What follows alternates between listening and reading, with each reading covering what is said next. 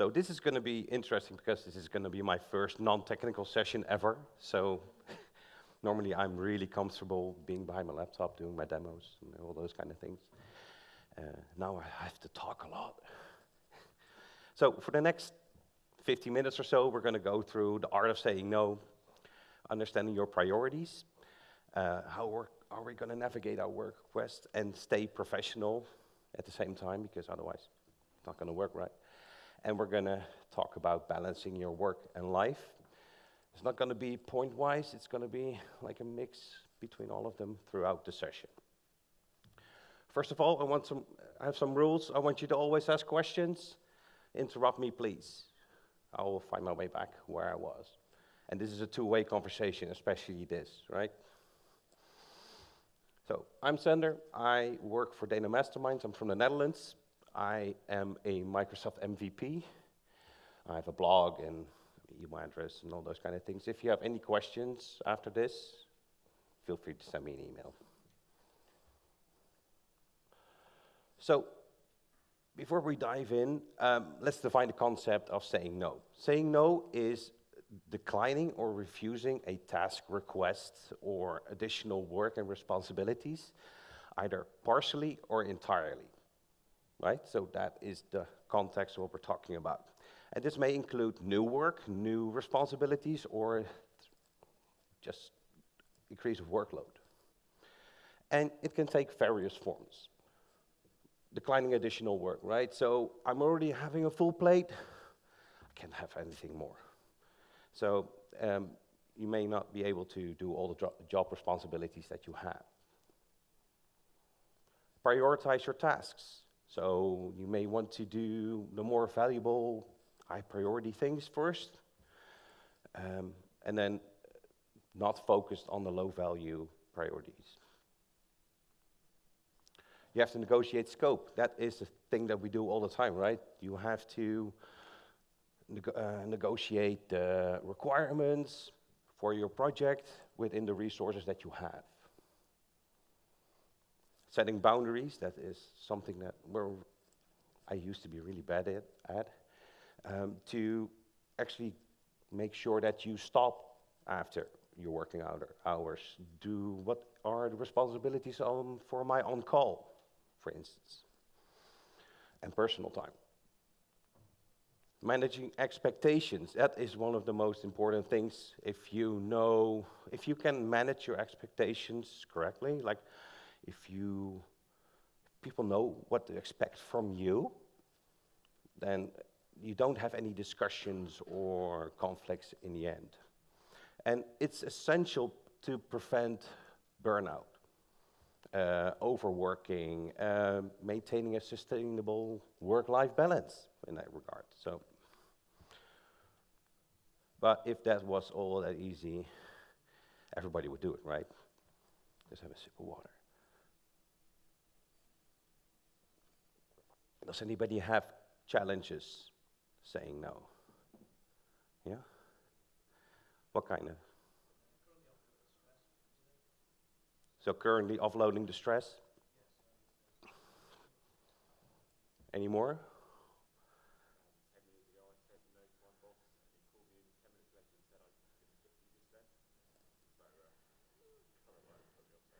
So kind of going around you and then you still have to do the same stuff, right? Yeah, I guess I'm afraid of losing clients if I say no to the work, you know. I'm going to say yes if they ask. Otherwise I might not get the chance next time. Yeah, that's a good challenge, a good fear to actually get, because we're going to talk about that as well. Because the fear of negative consequences is one of them. How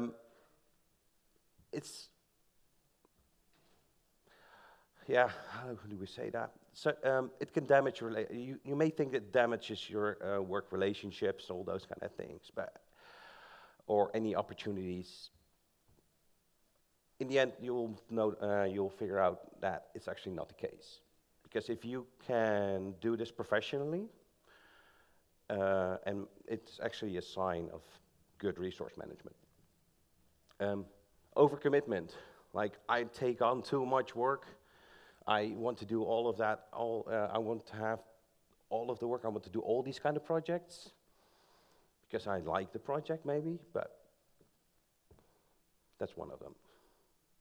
Lack of assertive skills. You may not be as assertive.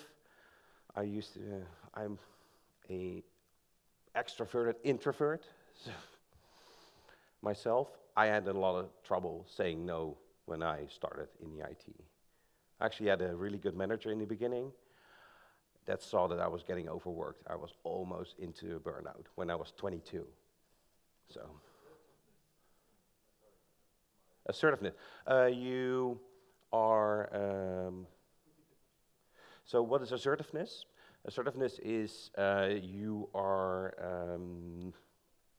Yeah, how do you say it? I'm not a native English speaker, but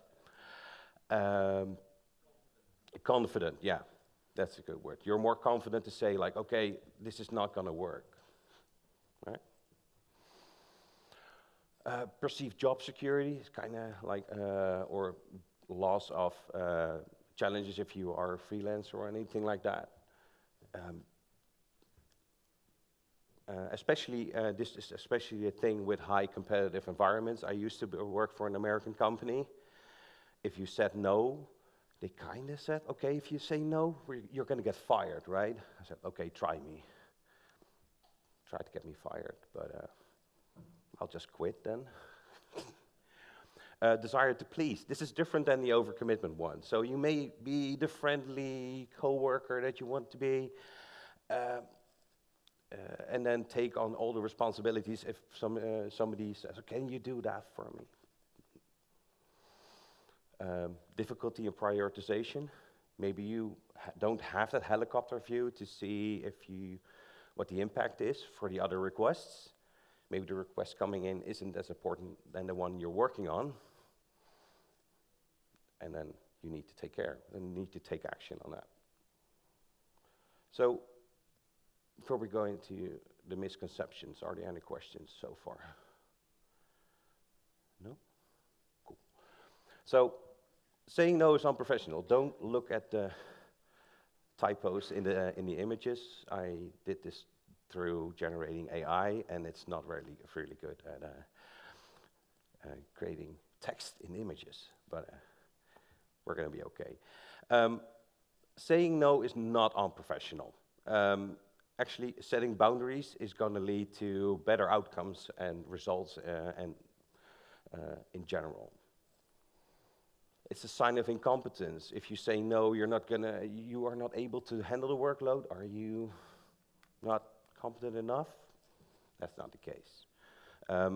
If you have a good self-awareness, it shows that you do good resource management. So that is a misconception. It will lead to isolation. No, it won't.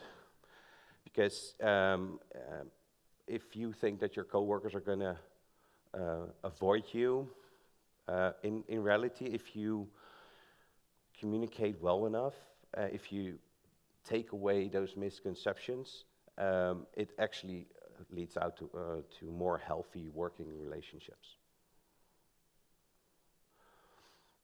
There's always room for negotiation.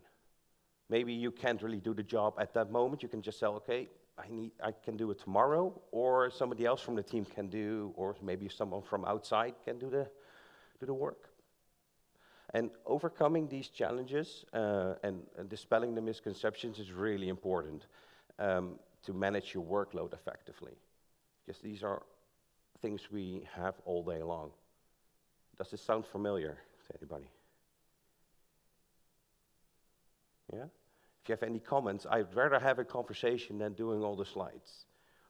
Right? If you have like a case or you want to discuss something, feel free. We're all friends here because we all have these problems. Right? But I have enough slides for 50 minutes.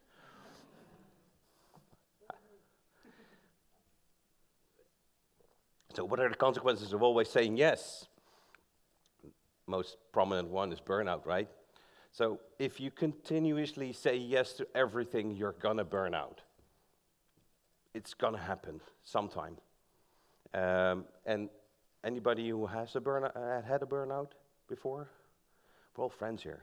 I've been close to it, so right? It's a state of emotional and physical and mental exhaustion. You can't do, you won't get out of bed at that point. Your quality of work is going to go down because you can't really do the same things in the same time. All the work in the same amount of time, right? It's going to reduce the quality of work.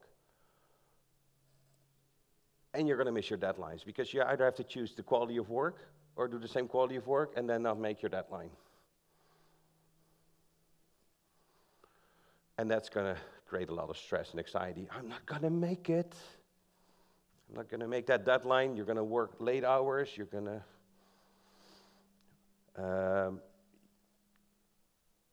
yeah, that's going to...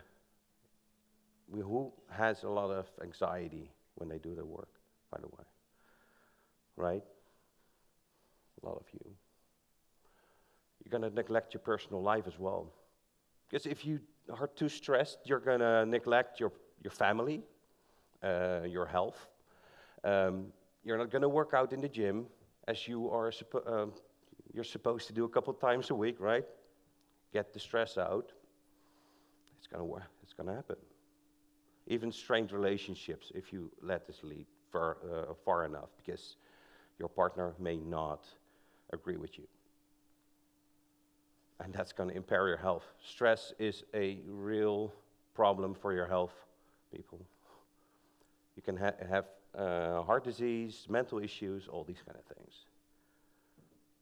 And that's going to lower your job satisfaction. If you always are running, stressing out, you're not going to go to work and dancing around. Oh, I'm not going to dancing around. But it's going to erode your enthusiasm at some point. And then it's going to reduce your productivity. If you don't feel like doing anything at your job, yeah, why bother, right? So balancing your work and life is essential for maintaining a healthy work-life balance and long-term success in your career. If you're going to get stressed out, you're not going to have a long career in IT. So one of the important things is that we're going to understand our priorities.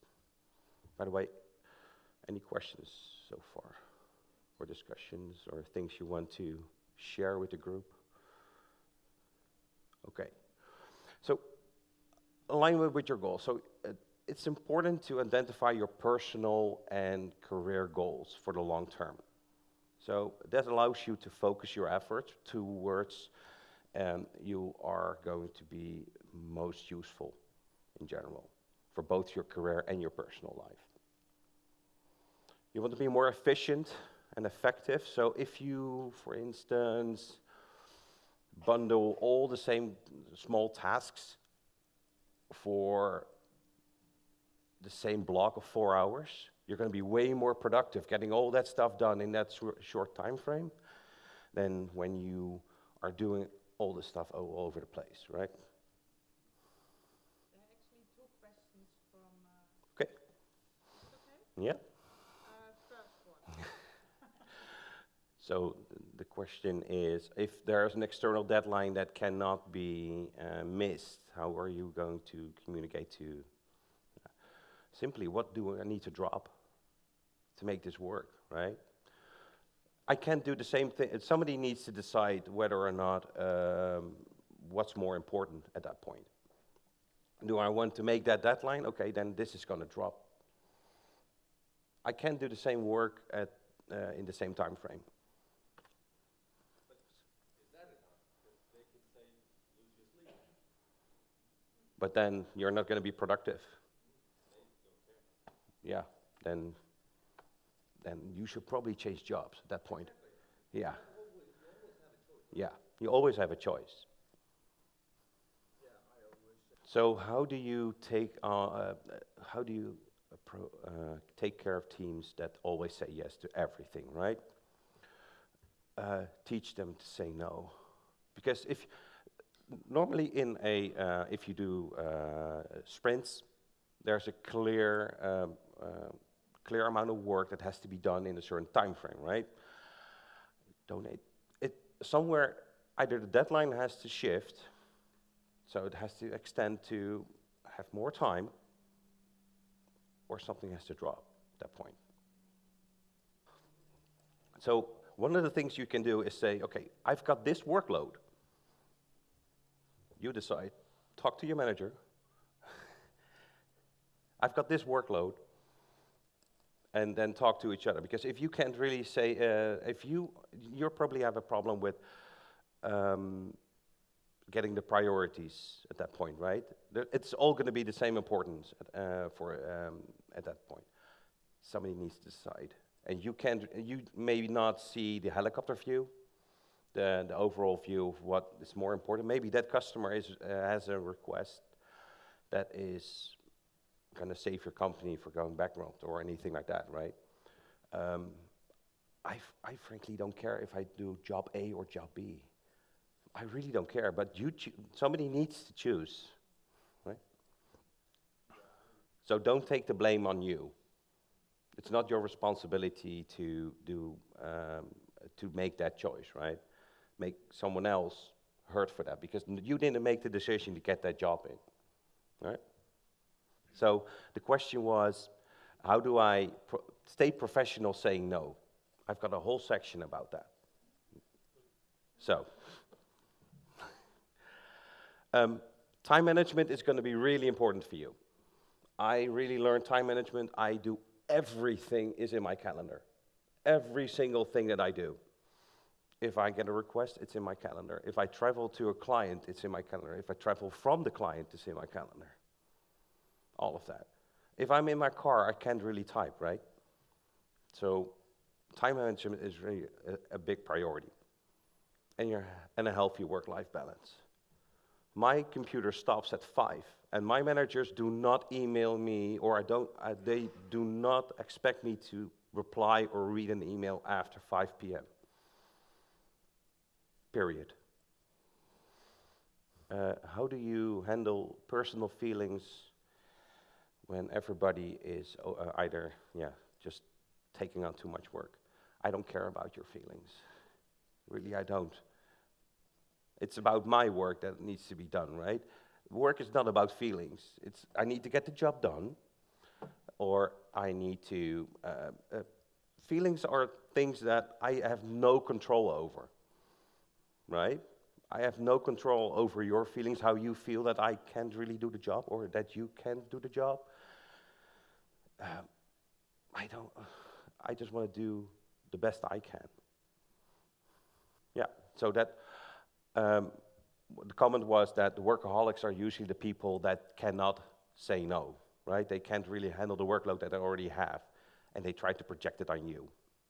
So teach them how to say no. Professional growth is an important one. That's a priority as well. So if you, both in our field, technology changes all the time, right? So make sure you know which certifications you want to get.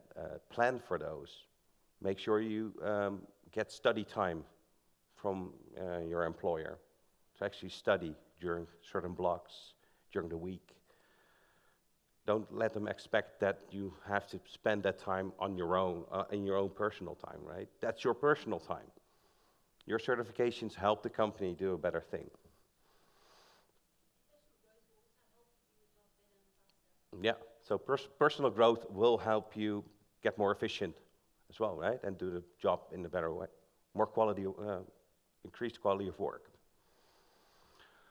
And that's going to increase your job satisfaction, right? If you are happy that things are going well,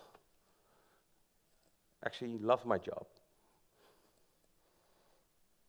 And well-defined boundaries. If you do all these things, you're gonna able to say, I can't really do it. It's end of day. You're not paying me beyond 5 p.m., so why should I do the work, right? If I'm not getting anything in return.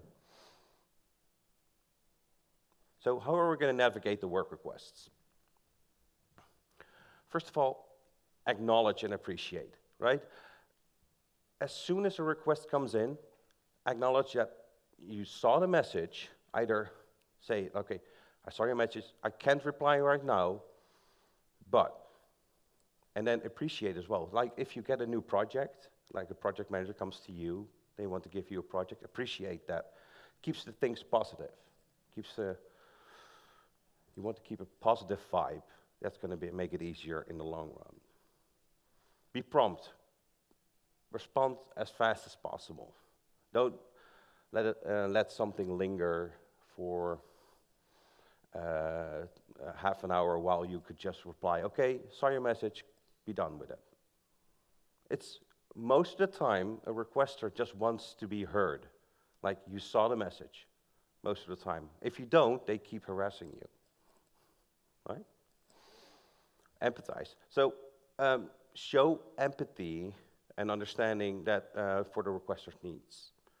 It doesn't have to be like, oh, I'm so sorry. It doesn't have to get emotional, but let them know you understand that this is important to them, right? I know this is important, but offer an alternative. So maybe I've had a situation where I worked at the IT support desk, and somebody's printer didn't work. They had a printer on their desk, but there was another printer like 20 yards away, and that printer was broken, and she was complaining about that. I was like, you can print over there. No, I don't want to walk. Yeah, I don't care, but there's another printer over there that you can use. I don't have time to fix your printer right now, right? So this is a good alternative. It's not going to be permanent, but I will fix it like tomorrow or the week after. Highlight your commitment. So I've said it a couple times. Make sure that if things come to shove, that you let them know that you have a lot of extra tasks already on you, right? That shows your dedication to the job. Private communication. So saying no in public, like especially in an open office kind of thing, can be embarrassing for a requester, right? So make sure you either reply through email or just go into a room and discuss things, or set up a team session or anything like that. Seek support from management. I know that's not always working, but make sure that management eventually gets the responsibility to make the choice for you if you are not able to make the choice yourself. The comment was that if you if somebody comes to you in public and deliberately tries to get you angry for the request, right? Kinda. Yeah. Yeah, to pressure you, to kind of go against you, right? They want to do the same thing that you actually want to prevent. It's actually more professional to then say, okay, let's take this into, let's go and make this a private thing instead of making this a fight, because then you are the one that's going to get caught on it, right? So if you stay professional in that way, just step back, because it's not about the work. Maybe that person is a jerk, but then you can take this for long. As long as you stay professional, you have the better hand, right?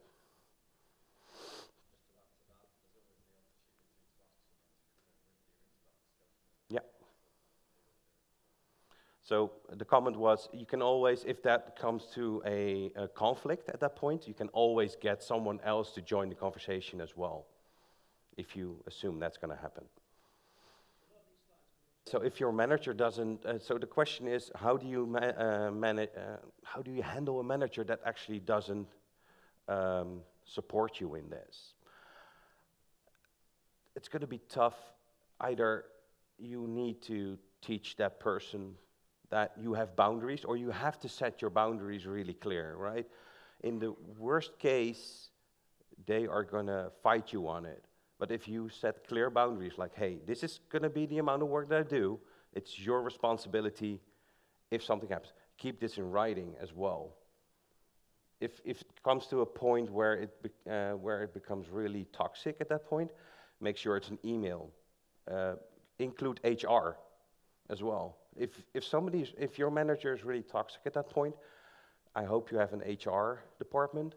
Include them, because then suddenly things change. Because then somebody else is involved and they can't keep it private, what they actually said to you. You can just tell, okay, this is what we discussed, and this is what's going to happen. And it seems really harsh at that point, but you need to set your boundaries, otherwise they're going to roll right over you. If your manager doesn't understand, you need a new manager at that point.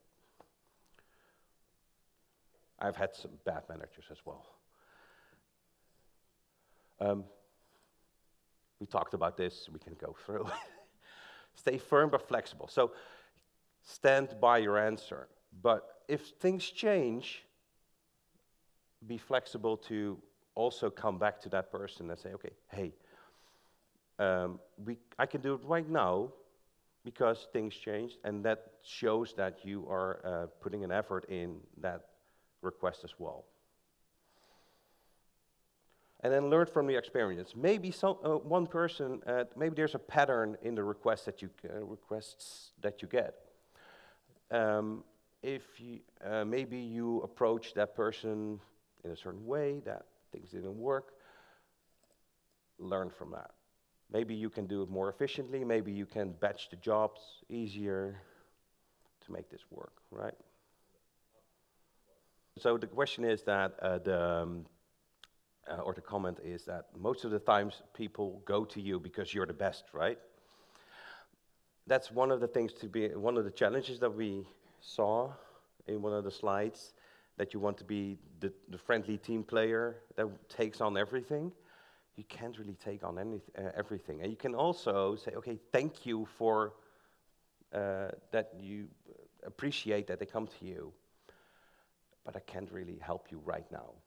That's setting boundaries. It's really hard. It's going to take practice, but it's, again, about setting boundaries.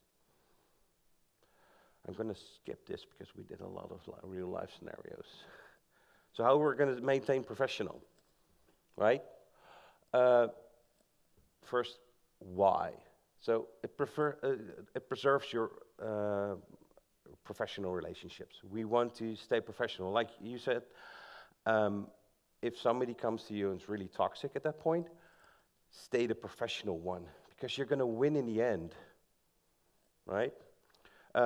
It's going to minimize the misunderstandings because you stay and communicate in a proper, well-defined way.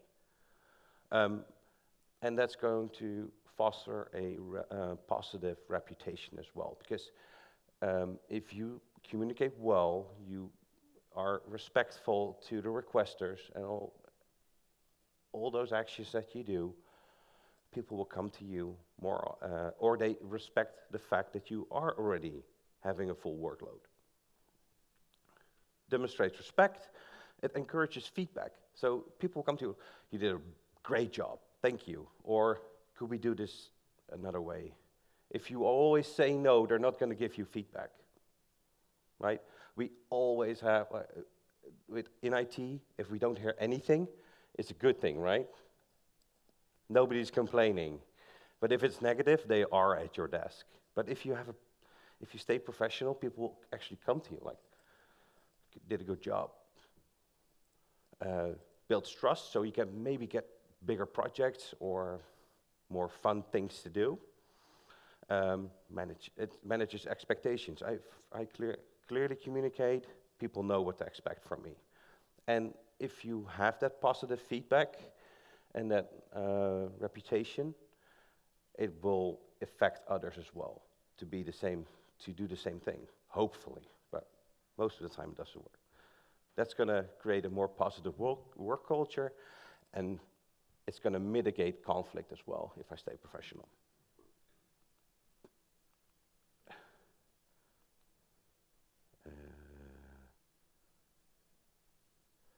Yeah, so let's do one of the stories that we have.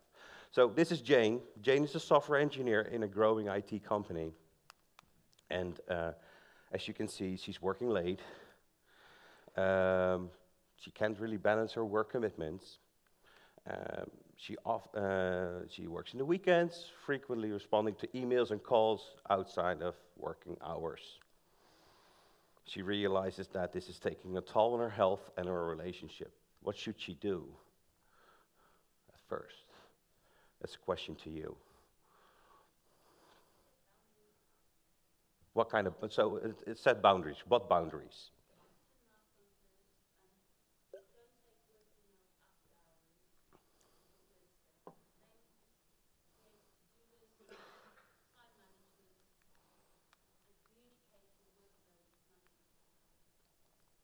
So you actually nail on the head. I don't work past 5. Don't reply to emails and calls after that. Don't make a to-do list for the next day. I've got to do these things to do first because they were coming in after work. All of that. It's going to make it a lot easier. So again, exactly, that was in my slide. Thank you. It's easy, right? It's a lot harder in practice, but this is all about setting boundaries. This was just another one. So, how much time do we have? 13? Cool. I'm actually on time. Some tips for time management, because time management makes things a lot easier to do. Set clear goals. Create a to-do list. Use time management techniques. Who's familiar with Pomodoro or what's the other one? Eisenhower matrices, right? So one of the things one of the ones that I use is the Pomodoro. Just make sure that there's even clocks and gadgets for that you set an hour, and I work on that only, right? Leverage technology.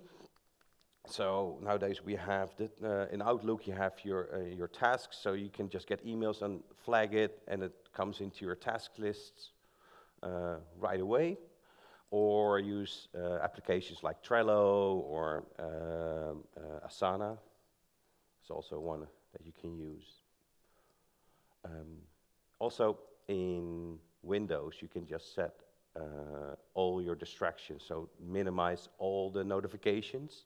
You can just set, okay, I don't want any notifications for the next hour, and we'll disable all your email messages, all your pings, everything.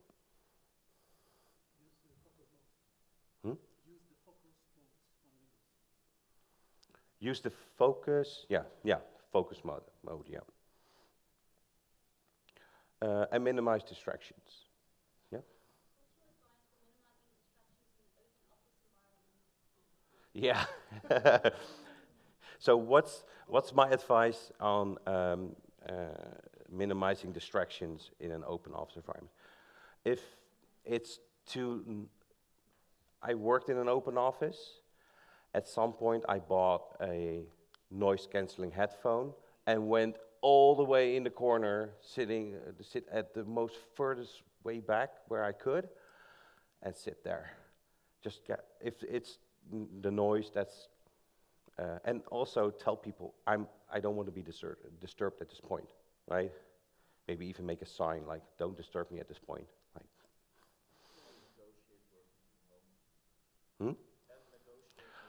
yeah, negotiate working from home, but that has its distractions as well, because I have 3 kids at home, and they come home at 3 p.m., and there's no way I have the same focus as, yeah. Yeah, my kids, the eldest is 10, so it's going to take a while.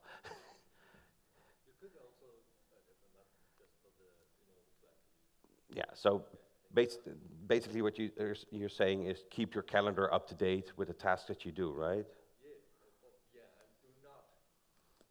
Do not disturb. Yeah. Yeah.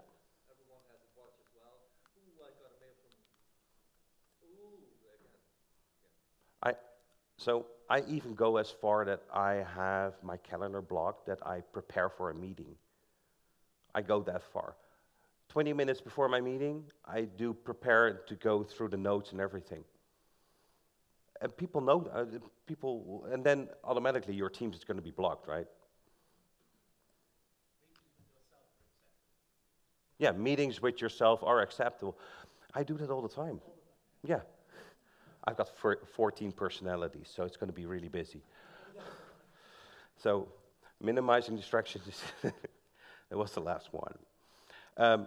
Like I mentioned it a couple times, batch similar tasks. Makes it easier to do one thing, right? If you have a client that you need to do all kinds of different things for, batch it together and then do it during that time frame. Set specific deadlines and make sure you make them realistic as well. Delegate when possible. I love delegation. Just, you do it. Yeah. So, when I'm not really confident in doing anything, I'm really happy to let one of my coworkers do this. Like, you're better at this, please help me. It's not a shame to ask others for help. So the question is, how do you handle a bouncing project that nobody wants to take on because it's too busy, right? At some point, it becomes a priority. Yeah, no, that's not the problem. So at some point, it becomes more important than the other task that you need to do. So somebody from the team, so you are not responsible to give that to others, right? Your manager is. So he needs to decide at some point that project that apparently wasn't important at that point, at that time frame, is going to be important next week. And then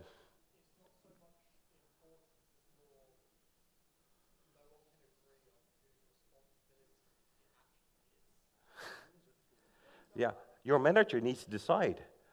So somebody needs to do the job, and they're just listen. Okay, you need to do this right now. Drop everything you do. Doesn't matter. We'll figure it out. So you do this right now. And if your manager isn't confident enough to do it, yeah, then it's not your responsibility. Don't take responsibility for the project that somebody else doesn't think is important enough.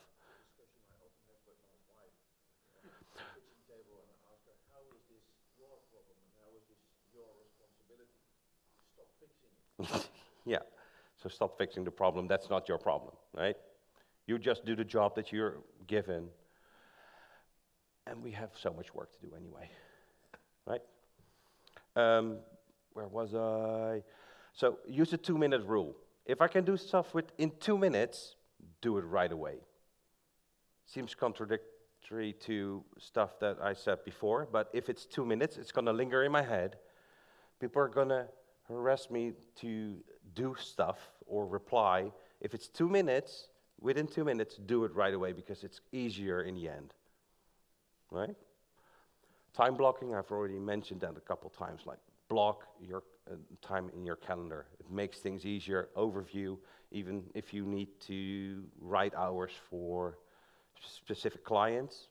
I just can go back for the previous week and get all the hours out of there.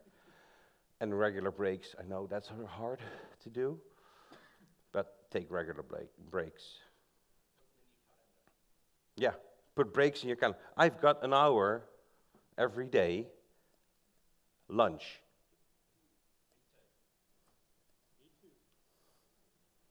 It seems really, yeah, 5 minutes. It seems really weird to put that in your calendar. You can even set it as private, right? But it's my time.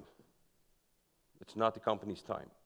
And then you can go for the walk. You can choose not to take that break, but that's up to you, right? Reflect and adjust. So at the end of the day, review all the tasks and projects that you did and adjust your strategies. Maybe you can do things more efficient, right? Keep learning about this. Keep an open mind. Seek feedback. Did I do the right? Did I do this correctly? Was it in the time frame that you expected it to be fixed? Anything like that. And take care of your health. That is the most important thing. If you don't take care of your health, you're not going to be productive, right? So I'm right on time. We still have questions and discussions to go through. Yep.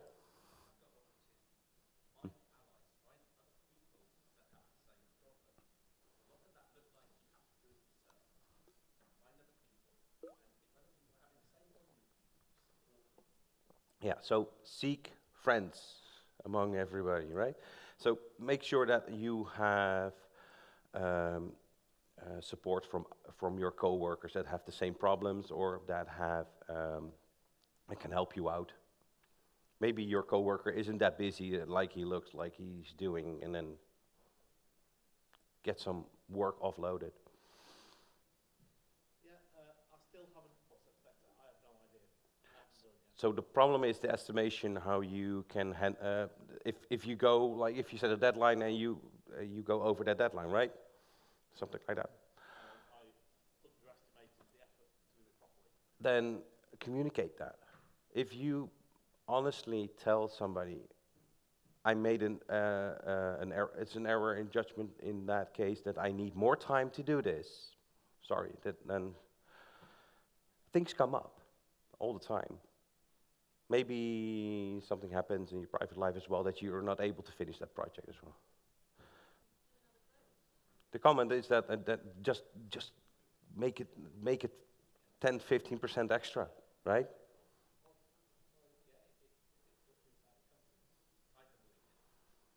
Yeah. Yeah, double or triple the time.